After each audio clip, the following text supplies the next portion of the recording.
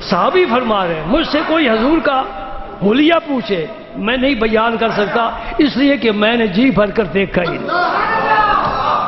اللہ،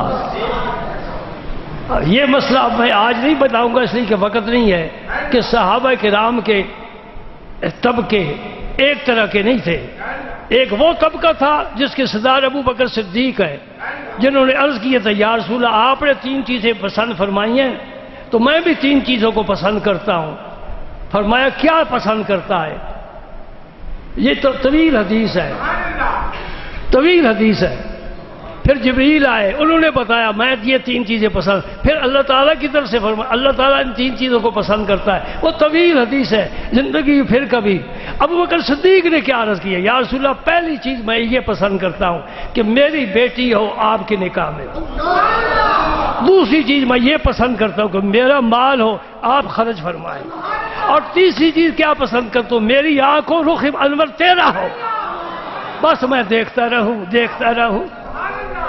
جب سرکار حجرہ مبارک سے مسجد میں تشریف لاتے تھے نماز کے لیے، صحابہ کرام فرماتے کسی صحابی کو جرأت نہیں ہوتی تھی اس طرح نظر اٹھا کرتے کہ سوائے ابو بکر صدیق اور عمر فاروق کے۔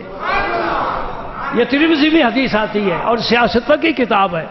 جب حضور باہر تشریف لاتے کاشان اقدس سے پردہ ہٹتا، سارے صحابی کی نظریں جھک جاتی ادب اور احترام سے۔ کیا منع؟ اے اللہ کے حبیب ہم نے نگاہیں تیرے راستے میں بچھا دی ہے، سوائے ابو بکر صدیق اور عمر فاروق کے۔ یہ حضور کو دیکھتے، حضور انہیں دیکھتے، یتبسم الیہما ویتبسمان الیہ، حضور انہیں دیکھ کر مسکراتے، یہ حضور کو دیکھ کر مسکراتے۔ او بھائی نماز تو ہو گئی، نماز تو ہو گئی، تو نے مجھے دیکھ لیا میں نے تجھے دیکھ لیا، نماز تو ہو گئی نا۔ اب آؤ یہ ارکان بھی ادا کر رہے ہیں، سبحان اللہ۔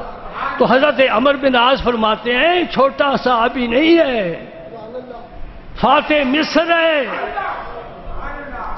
ساری زندگی تقریباً حکمران رہے۔ تو کیا فرماتے ہیں؟ مجھ سے کوئی حضور کا اگر حلیہ پوچھے میں نہیں بتا سکتا، اس لیے کہ میں نے جی بھر کر دیکھا ہی نہیں۔ جو دیکھنے والے ہوتے ہیں وہ کیا کرتے ہیں؟ اجازت اگر ہو تو آنکھوں میں رکھ لوں، اجازت اگر ہو تو آنکھوں میں رکھ لوں، یہ جلوے تیرے رائے گاہ جا رہے ہیں، سبحان اللہ۔